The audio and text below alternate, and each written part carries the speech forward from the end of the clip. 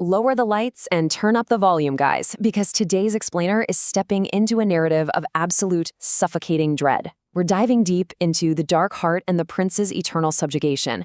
Look, this isn't just your standard fantasy skirmish in the woods. Oh no, it's a terrifying, visceral descent into the grim fate of Prince Jackson in the pitch-black depths of Shadowpine Forest. So let's see exactly how one single, split-second decision cascaded into an eternity of absolute torment. The inciting incident here, it explodes literally without warning. The exact moment Prince Jackson touched the Black Heart, the earth itself completely rebelled. I mean, the ground beneath him just started shaking violently. There's no slow, creepy buildup here. The trap is completely sprung before Jackson or his men even have a fraction of a second to draw breath.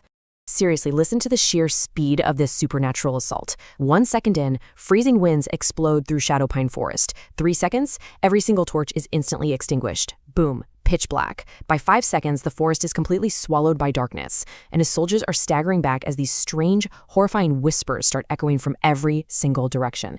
And then, at the 10-second mark, thick black smoke just starts rising from the ground directly in front of the prince. The entire environment weaponizes in mere moments, specifically designed to just paralyze them with pure fear. Section 1. The living darkness emerges.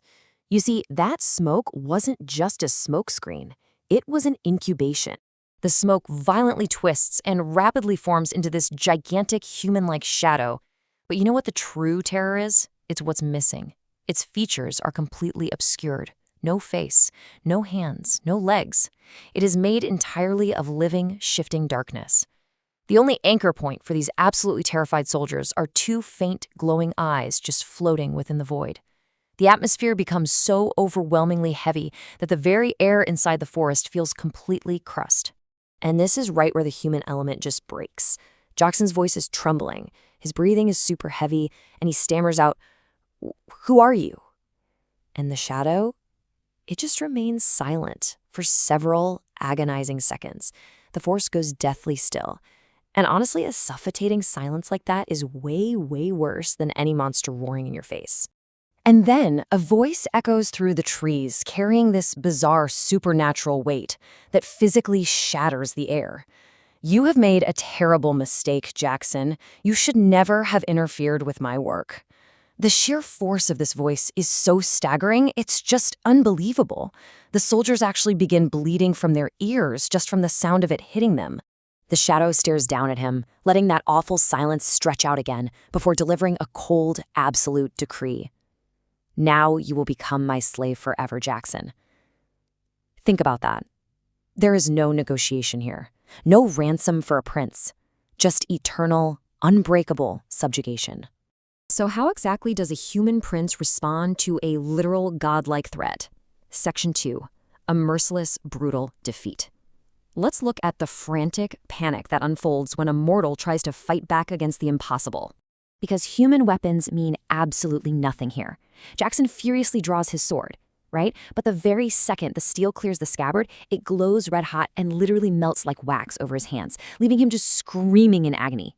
As his soldiers rush in to help, dark vines violently erupt from the earth, wrapping around their armor and pinning them completely helplessly to the trees. In a final desperate act, Jackson hurls his spear with all his might, and it simply vanishes in midair, just swallowed whole by the dark. This is when Jackson finally realizes this being is far, far from human. The shadow strikes out with terrifying speed and sheer blunt force, launching the prince across the forest floor. The sickening sound of his ribs breaking actually echoes through the silent trees. And the creature doesn't stop. It beats him mercilessly. Bones crack. Blood pours down his face. And those tied-up soldiers? They can't do anything but just watch this absolute nightmare unfold. After several brutal moments, Jackson finally collapses.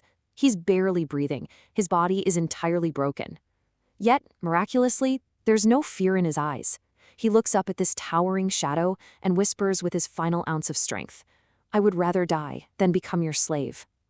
It's a profoundly raw moment of human bravery. But man, in a nightmare like this, defiance only invites a much, much worse fate.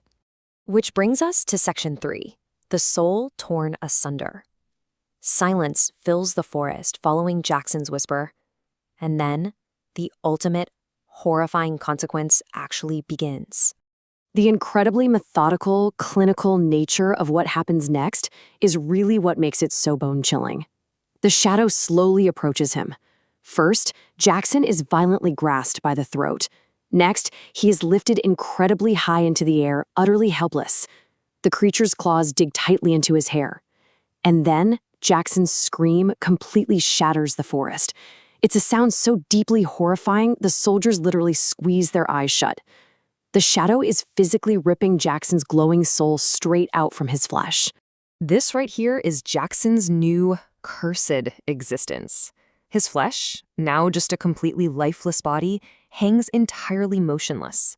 Yet his glowing spirit floats right beside it, trapped helplessly before the creature. The shadow openly declares that Jackson's empty body now belongs to it for a very special purpose. And his soul? It's going to remain a slave forever. The emotional devastation here hits its absolute peak. The trapped spirit of Jackson shouts out in pure pain and blinding anger, "My parents love me. They will save me." It's such a desperate, pained plea. You're watching a broken prince revert right back to the sheer terror of a frightened child. But the shadow's response? It completely chills the blood. It lets out this incredibly disturbing, inhuman laugh that actually vibrates through the trees. Yes, I would like to see who can save you. It isn't just mocking him, you guys. It is actively welcoming the challenge, entirely confident in its own dark supremacy. Now, you might think the story ends right there with Jackson's defeat, but we have one final, brutal sequence. Section 4, the survivor's demonic message. The creature slowly turns its eyeless gaze to the gasping soldiers who are still tied to those trees. Instantly, the dark vines release, dropping the soldiers hard to the ground where they're just gasping for air. But the nightmare is far from over. Sharp, black claws emerge from the shadow's fingers. It stalks toward every single soldier, slashing these deep, sword-like cuts right across their hands. Then, leaning in horrifyingly close, it actually begins drinking their blood. It doesn't kill them, though. It consumes just enough to leave them hovering right on the very brink of death, barely strong enough to crawl back to their kingdom.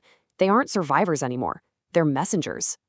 As the profusely bleeding soldiers desperately prepare to flee this absolute nightmare, one of them glances back toward Jackson's motionless corpse, and he notices one final, terrifying detail. A dark, demonic symbol is slowly burning itself directly onto Jackson's forehead. It's a literal, physical brand of ownership, a horrifying little glimpse into that special purpose the shadow mentioned earlier. Frozen in sheer horror, the soldiers watch as the shadow turns to them one last time and delivers its final, lingering command. Go, tell your king that his son now belongs to me. And as they slowly crawl their way out of Shadowpine Forest, we are left to wonder, what exactly happens when that branded, empty shell of a prince finally marches home? And if a power this incredibly ancient and dark can completely break a royal bloodline in mere seconds, what else is lurking in the dark corners of our own world, just waiting to be touched?